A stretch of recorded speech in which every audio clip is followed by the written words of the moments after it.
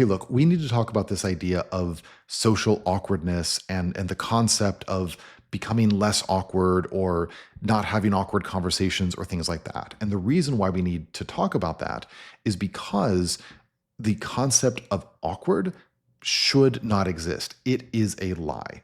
And the reason for that is because being awkward is not a thing that can happen. You are not awkward. You have never been awkward. I promise you.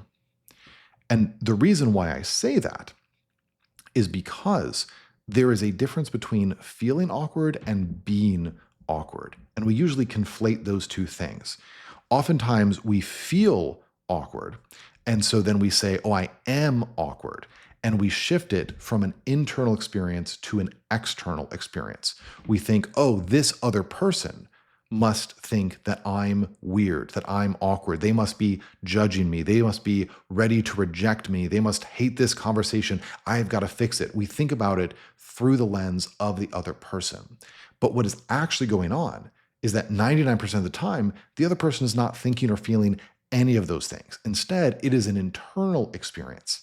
In those moments where you are feeling awkward, what you are really feeling is self-consciousness and anxiety and discomfort.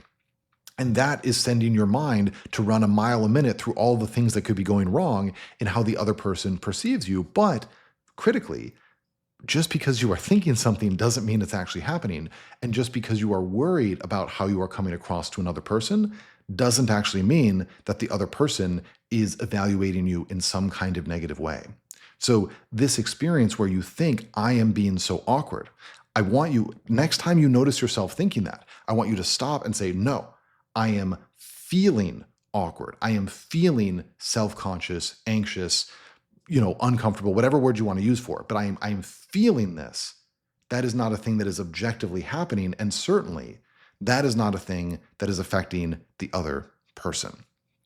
Now, you feeling awkward can sometimes affect the other person if you let it take control of you.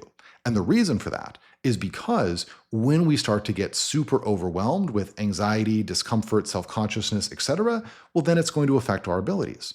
You probably know how to brush your teeth just fine, at least I hope so. But if I put you in the middle of a stadium and I brought in 100,000 people to all watch you brush your teeth on the Jumbotron, you would probably mess up, right? You would suck at brushing your teeth because you would be feeling all of the stage fright. You'd be feeling all the self-consciousness of all those people watching you brush each tooth. I don't even know how it's possible to mess up brushing your teeth. Maybe you'd drop the toothbrush or something, but I guarantee you would not do a very good job brushing your teeth, even though you are completely skilled at brushing your teeth. You know exactly what to do, but when you start to feel self-conscious, it degrades your ability. And in the same way, when you are engaging socially and you let this feeling of awkwardness start to take control, you let yourself start to wonder, oh no, is the other person judging me? Oh no, I'm doing this weird, awkward thing. I got to fix it. I got to get better. Well, then now, instead of actually being able to do what you already know how to do, now you're in your head. Now you're freaking out. And that is what's going to cause you to do the stuff that might actually cause someone to respond in a bad way, right? So you are not awkward.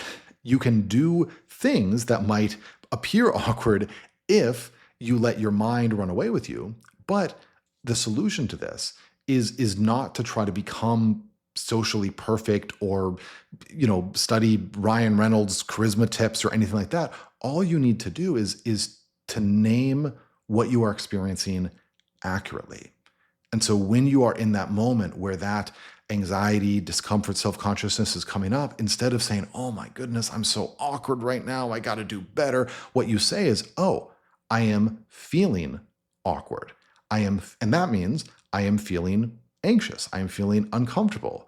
And that means I need to try to help myself feel more comfortable. I need to try to find a way to calm down. I need to bring some comfort into the equation. I need to lower the difficulty level.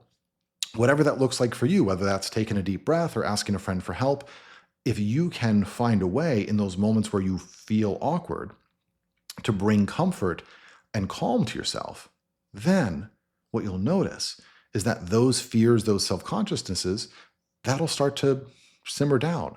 And you'll find yourself with the ability to engage in the social interaction just in a normal, calm kind of way.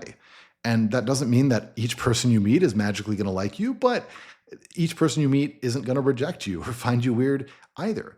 They'll be able to experience you just as you are. And chances are you'll find some people that you have stuff in common with and that you'll enjoy getting to know.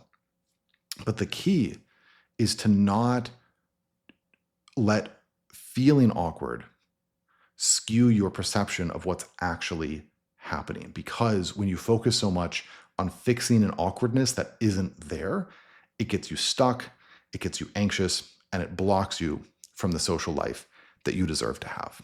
So that's my tip for you of the day. So go out and feel as awkward as you want, but know that that's just a sign that you're doing something scary, and it doesn't mean that you're doing something wrong. I'm Dr. Dan. I'm signing off. See you later. That was a weird thing for me to do, but I don't feel awkward because I like doing weird things. See y'all later. Remember to like, comment, subscribe, pet a dog, do other good things with your life. Bye-bye.